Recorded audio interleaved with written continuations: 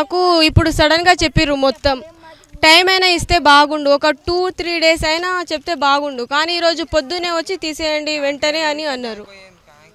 కూల్చేసిర్రు మొత్తం. ఏదో తొందరలో తీసుకున్నాం, కొన్ని వస్తువులు అయితే అలాగే ఉండిపోయినాయి. కనీసం టైం కూడా ఇవ్వకుండా వచ్చేసి మొత్తం ఒక్క నిమిషం టైం కూడా ఇవ్వకుండా కూల్చేసి పాడేసిర్రు. మరి ఇక్కడ ఎన్ని సంవత్సరాలు? 15 సంవత్సరాల నుంచి ఉంటున్నాం. ఇంకా అప్పుడు మొత్తం అడవే ఉండే, మరి అప్పుడు రాలేదు. ఇప్పుడు అందరు మరి ఆ విలాసులు ఎందుకున్నాయి అంటే వాళ్ళు ఏమన్నా చేస్తారనా? విలాసులు కూలగొట్టండి సార్ ఫస్ట్. ఇక్కడ మా పేదవాళ్ళ దగ్గరకు వచ్చి ఏం చేస్తారు? మేమేం తప్పు చేసినాం అయ్యా? నీకు 2 సార్లు ఓటేసినాం. మేమైతే ఓటు వేయకుండా వేయలేము కదా. కేసీఆర్కి ఓటు వేయలేము, నీకే వేసినాం. మాకు ఇక రోడ్డు పాలు చేసినాం కదా అయ్యా. రోడ్డు మీద 30 సంవత్సరం నుంచి ఇక్కడ ఉన్నాం. ఒక్కరన్నా ఈ ఒక గుడిసె పీకెళ్ళారు. మాకేం పెద్ద పెద్ద బిల్డింగ్ ఉండనా అయ్యా. ఇలా వాన వస్తుంది, వానలో ఇక రోడ్డు మీద కూర్చున్నాం. మా బతుకుతారు ఏమవుతుంది అయ్యా ఇప్పుడు?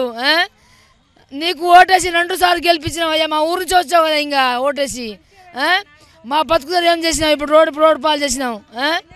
ఇంతవరకు మంచినీళ్ళు తాగలే, బువ్వ తినలే, ఏం చేయాలి? మా సామాన్లు అన్నీ పోయినాయి. మేము ఇప్పుడు ఎట్టా అన్న వర్షం వస్తుంది, మేము ఇక్కడ ఏడవాడు చాలు షేర్ల వాడి కావాలా. మేము గెలిపించిన దగ్గర ఏం అనలేడు.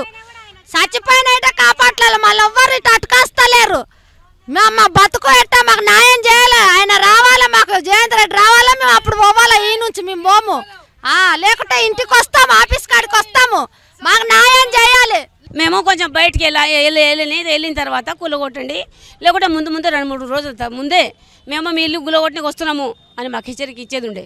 మీకు అనుకోకుండా వచ్చి మాకు లోపల మొత్తం బట్టలు తీయలేదు, కూరగాయలు తీయలేదు, బియ్యం తీయలేదు, పిల్లలు పడుకున్నారు.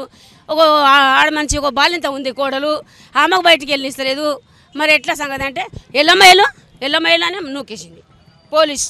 గ్యాసులు కూడా లోపలనే ఉన్నాయి, తీయలే. ఇంకా గ్యాస్ పెద్ద గ్యాసులు చిన్న గ్యాసులు మొత్తం లోపలనే ఉన్నాయి. మా కోడలు నాయి మొత్తం బట్టలు అన్నీ వేసిపోయినాయి. కానీ కేసీఆర్ మళ్ళీ వైఎస్ రాజశేఖర్ వాళ్ళు ఉన్నప్పుడు ఇట్లాంటి హామీ ఎప్పుడు జరగలేదు. కేసీఆర్ ఉన్నప్పుడు కూడా జరగలేదు. ఈ రేవంత్ రెడ్డి వచ్చినప్పుడు సంది గరీబ్ వాళ్ళని మాత్రం పీక్కో తింటుండు. గరీబ్ వాళ్ళ ఉసురు బాగా తగ్గుతుంది వానికి, కానీ వాడు మాత్రం పీక్కో తింటుండు. ఏ సాయం చేసిన వాడు? ఉన్నోళ్ళకే సాయం చేస్తుండు, గరీబ్ వాళ్ళకి సాయం చేస్తుండా? ఏ చేస్తలేడు. ఇప్పుడు చెరువులో మీరు ఇల్లు కట్టుకున్నారు కదా, యాడుంది అందుకే కూల్చేసింది. ఆ చెరువు నేను చిన్నప్పుడు సాయం చూస్తున్నా, అట్లే ఉంది ఆ చెరువు. ఇప్పుడు కొత్తగా ఏం లేదు. నేను చిన్న ఈ పుట్టుక ఇక్కడే మాది, కానీ ఇక్కడ వచ్చి ఇల్లు కొనుక్కొని ఇల్లు కట్టుకున్నాం. పరిస్థితి బాగాలేక చెరువు అక్కడెక్కడో ఉంది, వచ్చి నువ్వు చూడాలి, ముందు ఖాళీ చెప్పాలి, లేకుంటే వేరే జాగాలు ఎక్కడ ఇవ్వాలి. ఆ కేసీఆర్ అని ఇచ్చిండు విలాసాలు కట్టి, మాకు ఇచ్చిండవు నువ్వు? మాకేదో డబుల్ బెడ్రూమ్ సింగిల్ బెడ్రూమ్ ఇచ్చినావా? ఇవ్వలేదు. ఇవ్వకముందే నువ్వు మొత్తం నాశనం చేసి మొత్తం గొంతు మీద కత్తి పెట్టినట్టు పెట్టావు. ఇప్పుడు అంతా నాశనం అయిపోయింది. మాకు ఎవరు తెచ్చి పెడతారు ఇప్పుడు?